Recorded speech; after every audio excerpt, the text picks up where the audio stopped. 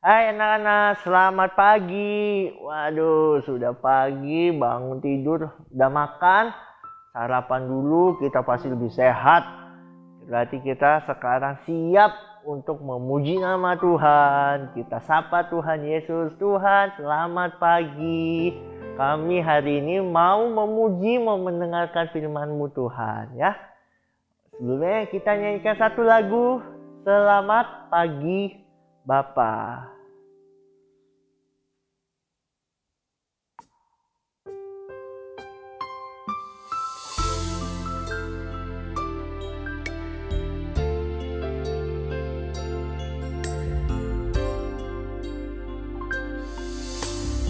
Selamat pagi Bapa, selamat pagi Yesus, selamat pagi Roh Kudus. Terima kasih atas anugerah-Mu, semalam telah berlalu. Ku memuji, ku bersyukur, memuliakan nama-Mu. Allah Bapa, Putra Roh Kudus, terima kasih.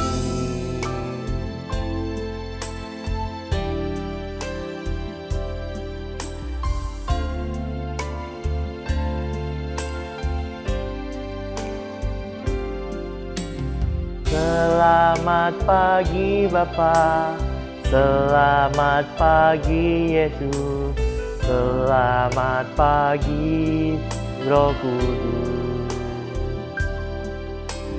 Terima kasih atas anugerah-Mu, semalam telah berlalu. Ku memuji, ku bersyukur, memuliakan nama-Mu. Allah Bapa, Putra Roh Kudus, terima kasih.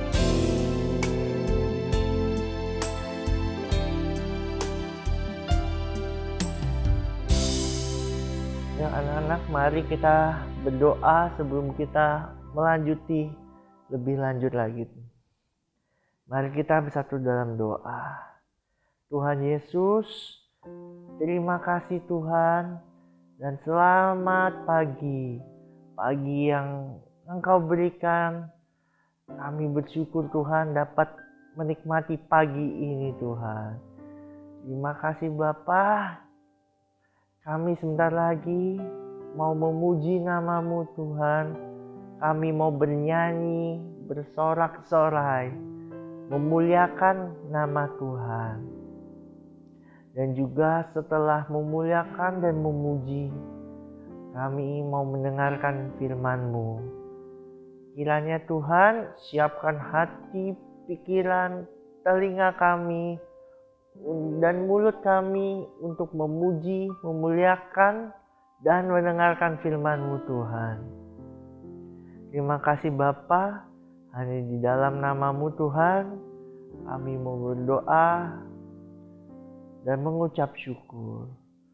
Amin. Nah, anak-anak kita sudah berdoa tadi, sudah mengucap syukur, kita sudah mengucapkan selamat pagi pada Tuhan Yesus Bapa kita di surga. Nah, anak-anak tahu tidak, Tuhan itu sangat mengasihi kita. Bukan hanya kita penciptaan yang lain, misalnya seperti hewan-hewan, burung-burung di udara, ikan-ikan di laut, bahkan tanaman-tanaman di sekitar kita. Tuhan sangat sayang, apalagi kita. Ingat loh, ada lagunya. Burung pipit yang kecil dikasihi Tuhan, terlebih diriku dikasihi Tuhan. Yuk anak-anak, kita nyanyi yuk satu lagu ini. Burung pipit yang kecil dikasihi Tuhan. Apalagi kita yang sudah serupa dengan Tuhan, terlebih kita pasti dikasihi. Burung pipit yang kecil dikasihi Tuhan, terlebih diriku dikasihi Tuhan. Bunga bakung dipajang, diberi keindahan, terlebih diriku dikasihi Tuhan.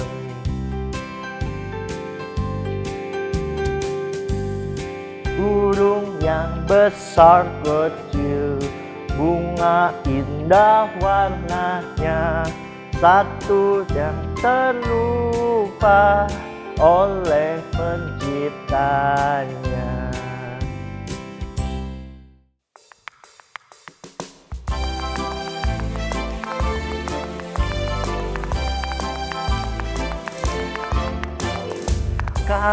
K-A-S-I-H, K-A-S-I-H. Kasih, kasih, kasih, kasih, kasih, kasih, kasih. Kasih itu sabar, tidak suka marah. Sayang kepada teman, seperti kasih Yesus. K-A-S-I-H, K-A-S-I-H. Kasih, kasih, kasih, kasih, kasih, kasih, kasih. Kasih itu sabar, tidak suka marah. Sayang kepada teman, seperti kasih Yesus. Kasih itu sabar, tidak suka marah. Sayang kepada teman, seperti kasih Yesus.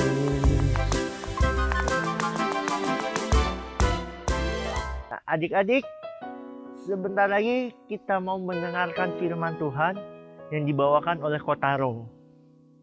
Nah, sebelumnya mari kita menyanyikan satu lagu, kita siapkan hati untuk mendengarkan firman Tuhan.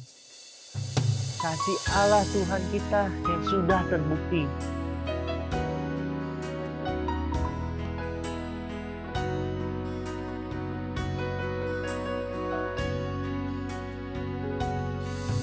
Kasih aku sungguh telah terbukti ketika Dia serahkan anaknya. Kasih Allah mau berkorban bagi kau dan aku. Tiada kasih seperti kasih. Bersyukur, bersyukur, bersyukurlah, bersyukur karena kasih setiamu.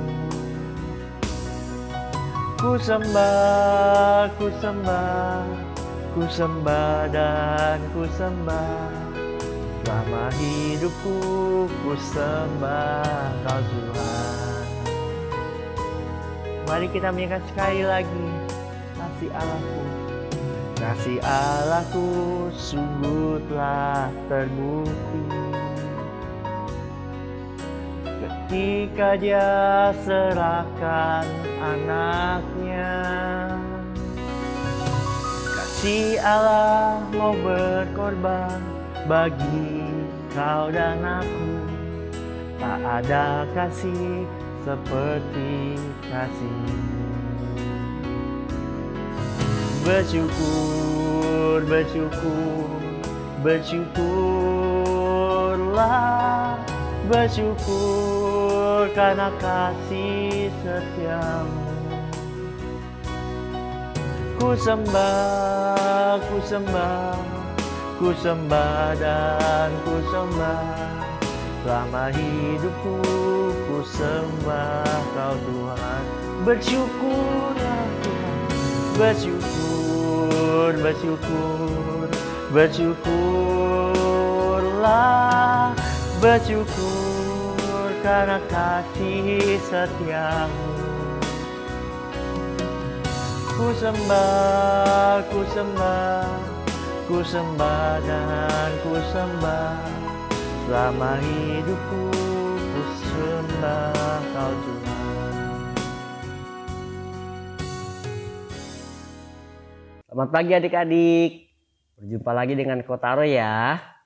Nah adik-adik, sebelum kita mendengarkan firman Tuhan untuk minggu ini, mari kita berdoa dulu ya. Semua udah siapkan untuk ikut kebaktian pada hari ini? Sudah ya? Baiklah. Sekarang kita lipat tangan, kita tutup mata. Tuhan Yesus, terima kasih Tuhan. Pada pagi ini kami telah siap untuk mendengarkan firman Tuhan. Tuhan Yesus, tolonglah kami agar kami dapat mengerti firman Tuhan dengan baik. Dalam nama Tuhan Yesus kami berdoa. Amin. Nah adik-adik masih ingat cerita Cici Irma minggu lalu? Ya. Nah ceritanya masih bersambung nih adik-adik ya. Yaitu cerita tentang keluarga Sunem. Ya. Nah adik-adik, kita ingat lagi ya cerita-cerita sebelumnya yang disampaikan oleh cici-cici kamu. Nah adik-adik ingat, siapa nih ya? Gambar siapa yuk? Betul, ini adalah gambar Bapak siapa? Bapak Elisa. Apa pekerjaan Bapak Elisa? Bapak Elisa adalah seorang nabi. Siapa yang tahu nabi? Nabi adalah orang yang diutus Tuhan untuk menyampaikan firman Tuhan adik-adik ya. Nah itu adalah tugas seorang nabi. Namanya siapa? Bapak Elisa. Nah adik-adik, kemudian ayo ini gambar siapa? Betul, ini keluarga Sunem ya. Bapak dan Ibu Sunem. Ya adik-adik ya, mereka sangat baik terhadap Bapak Elisa. Mereka menyediakan Bapak Elisa satu ruangan khusus di rumahnya. Adik-adik ya, bukan hanya satu ruangan. Di ruangan itu juga mereka menyediakan apa adik-adik? Menyediakan tempat tidur, meja, ya adik-adik ya. Dan juga Bapak Elisa sama keluarga Sunem ini, Bapak Elisa disediakan makanan adik-adik. Ya, jadi Bapak Elisa bisa istirahat dan bisa makan di ruangan itu. Baik sekali ya mereka adik-adik ya. Nah adik-adik, untuk kebaikan hati Bapak dan keluarga Ibu Sunem ini, maka Tuhan memberkati keluarga ini. Mereka diberikan seorang anak. Wah, keluarga Sunem ini senang sekali karena mereka sekarang mempunyai seorang anak. Nah, adik-adik, tidak lama kemudian Tuhan berfirman kepada Nabi Elisa. Nah, Elisa, nanti saya akan mendatangkan bencana. Bencana apa adik-adik? Yaitu Tuhan tidak akan menurunkan hujan. Lama sekali adik-adik. Berapa lama? 7 tahun. Ya mana adik-adik tangannya 7 tahun? Nih 7 nih. Ayo siapa yang umurnya udah 7 tahun? Ya. Nah kita hitung. 1, 2, 3, 4, 5, 6 tuh. 7 ya. Jadi adik-adik ya bisa bayangkan adik-adik, Tuhan akan tidak menurunkan hujan. Berapa lama? 7 tahun adik-adik ya. Nah Tuhan bilang ke Bapak Elisa, Bapak Elisa tolong sampaikan tuh ke keluarga Sunem untuk mereka pergi mengungsi karena di Israel Tuhan tidak akan menurunkan hujan selama 7 tahun. Ya adik-adik ya. Maka kemudian Bapak Elisa pun memberitahu nih pada keluarga Sunem. Kamu harus pergi ke negara Filistin, ke tempat Filistin. Karena di Israel Tuhan tidak akan menurunkan hujan selama berapa tahun? 7 tahun. Ya adik-adik ya. Wah, keluarga Sunem ini segera siap-siap mereka pergi ke Filistin adik-adik ya. Karena di Israel akan tidak turun hujan selama 7 tahun. Mereka pun pergi adik-adik, bawa barang-barangnya pergi. Ya, jauh sekali itu Filistin ya. Mereka pergi, harus mereka tinggalkan rumahnya, ladangnya, semua mereka tinggalkan. Ya. Karena kalau tidak hujan 7 tahun adik-adik, apa akibatnya adik-adik? Ya. Nah, ini adik-adik lihat nih. Rumput yang tadinya hijau ya, karena tidak turun hujan, tidak ada air, akhirnya gimana adik-adik? Rumput pun akan mati. Ya. Semua tumbuhan mati. Nah, ya adik-adik kalau punya tanaman di rumah, gimana kalau tidak disiram? Pasti mati kan? Sama adik-adik. Apalagi ini selama 7 tahun adik-adik. Tidak disiram, tidak ada hujan. Ya, semua tanaman, pohon-pohon, rumput-rumput, semua mati adik-adik. Karena tidak ada air. Ya. Nah adik-adik, kalau sudah rumput udah mati, tanaman mati, akibatnya apa? Tidak ada rumput. Untuk siapa yang makan? Untuk hewan-hewan makan. Hewan-hewan pun pada mati. Ya. Buah-buahan juga enggak ada. Ya. Jadi bangsa Israel selama 7 tahun itu benar-benar mereka kelaparan adik-adik. Tidak ada makanan. Ya. Rumput-rumput kering. Ya. Cari air susah buat minum ya. Nah adik-adik, setelah 7 tahun ya, maka Tuhan mulai menurunkan hujan adik-adik. Wah, bangsa Israel senang sekali Tuhan sudah menurunkan hujan buat mereka. Kalau hujan sudah turun, artinya apa? Mereka mulai bisa menanam kembali. Pohon-pohon mulai tumbuh lagi. Ya, buah-buah mulai tumbuh lagi. Ya.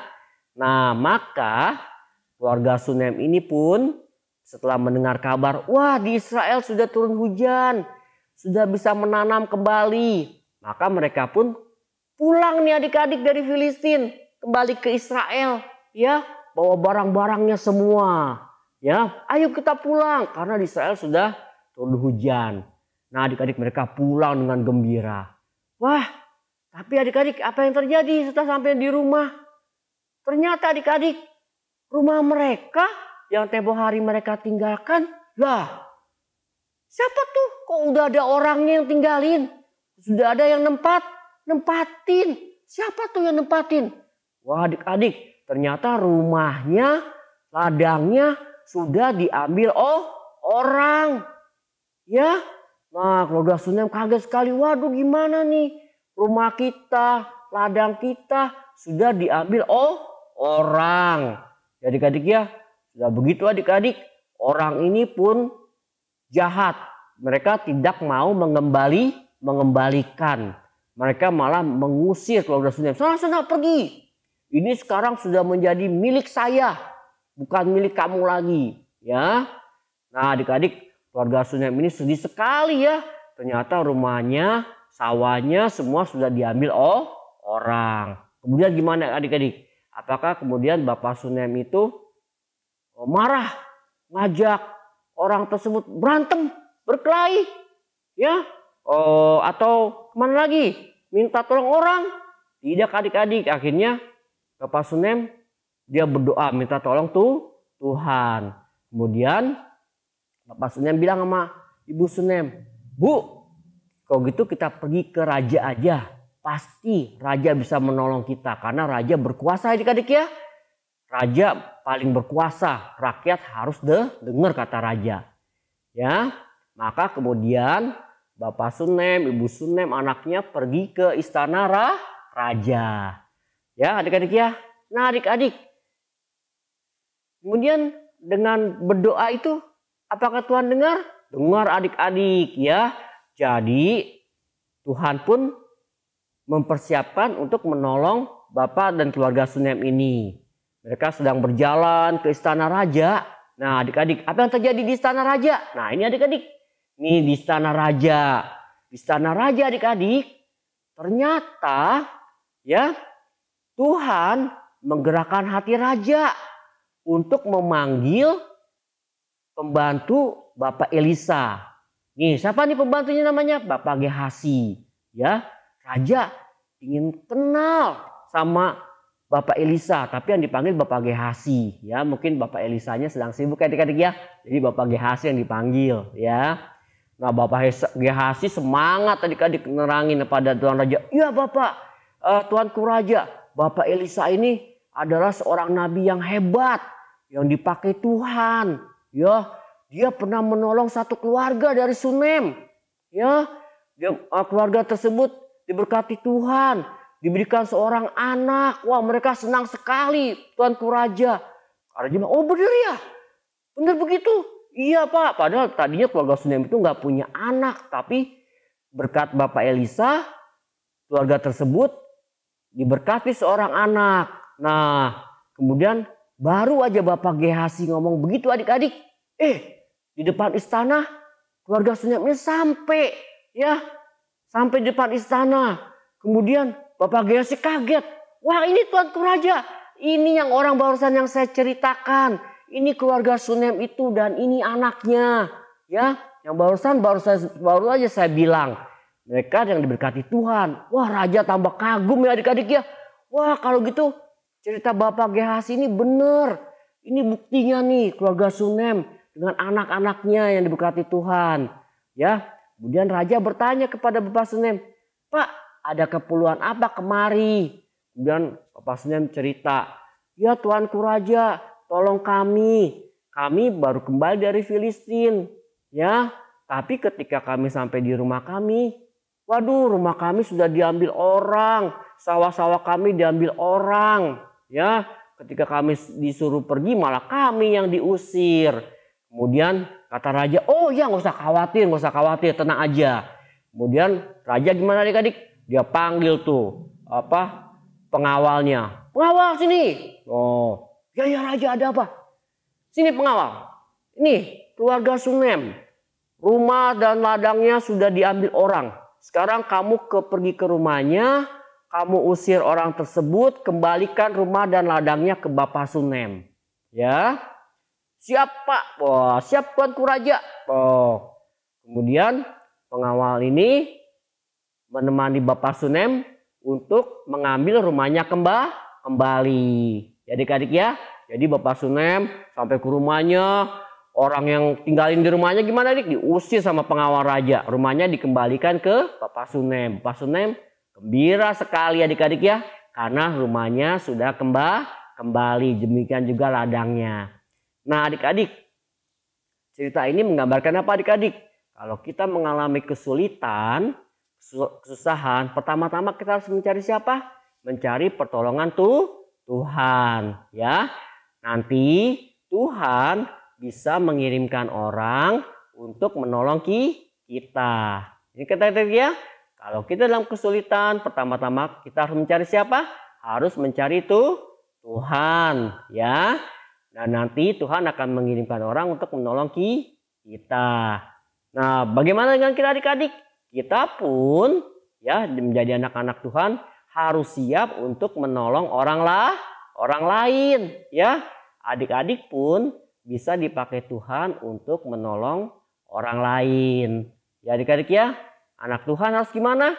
Harus saling mengasihi, siap untuk menolong orang lain. Ya adik-adik ya, ya jangan jahat ya, suka berbagi. Ya adik-adik ya, jangan pelit. Gimana? Suka berbagi. Ya adik-adik ya, itu baru sungguh-sungguh anak Tuhan. Nah adik-adik, sekarang kita buka hafalannya, siapkan Alkitabnya. Udah? Ya? Udah di tangan Alkitabnya? Coba cari Galatia. Ada di Perjanjian Baru. Coba Galatia. Udah ketemu? Ya, kalau udah ketemu coba cari pasal 5. Ya. Udah? Pasal 5 bunyinya begini. Layanilah seorang akan yang lain oleh kasih. Kita ulangi ya. Layanilah seorang akan yang lain oleh kasih. Apa artinya adik-adik? Kalau adik-adik melayani orang, menolong orang harus dengan kasih. Ya, jangan karena terpaksa. Ya, adik-adik ya. Gimana? Jangan terpaksa. Ya, wah karena saya anak Tuhan, kok taruh bilang suruh melayani dengan kasih, saya harus melayani dengan kasih. Ya, nggak boleh. Adik-adik harus melayani dengan kasih, artinya dengan sepenuh hati, dengan tulus ya adik-adik ya. Nah adik-adik juga gimana? Saya menolong orang, menolong siapa? Menolong orang tua juga di rumah ya. Menolong ngapain? Beres-beres ya, jaga kebersihan, membersihkan piring ya adik-adik ya. Nah adik-adik, itu firman Tuhan untuk minggu ini. Adik-adik harus gimana? Melayani dengan kasih. Nah adik-adik, untuk penutup firman Tuhannya, marilah kita berdoa ya adik-adik ya. Terima kasih Tuhan Yesus untuk firman Tuhan pada hari ini. Tuhan Yesus, tolonglah kami agar kami dapat melayani orang lain dengan sepenuh hati kami. Tuhan Yesus, ampuni kami jika kami selama ini belum melayani orang lain. Terima kasih Tuhan. Semua ini kami panjatkan di dalam nama Tuhan Yesus, Juru Selamat dan Penebus kami yang hidup. Amin. Nah, sampai jumpa ya adik-adik ya. Jangan lupa adik-adik, rajin-rajin ikut kebaktian walaupun hanya online. Ingat, Natal sudah dekat. Adik-adik harus rajin-rajin ya. Karena Natal sudah dekat. Salam adik-adik.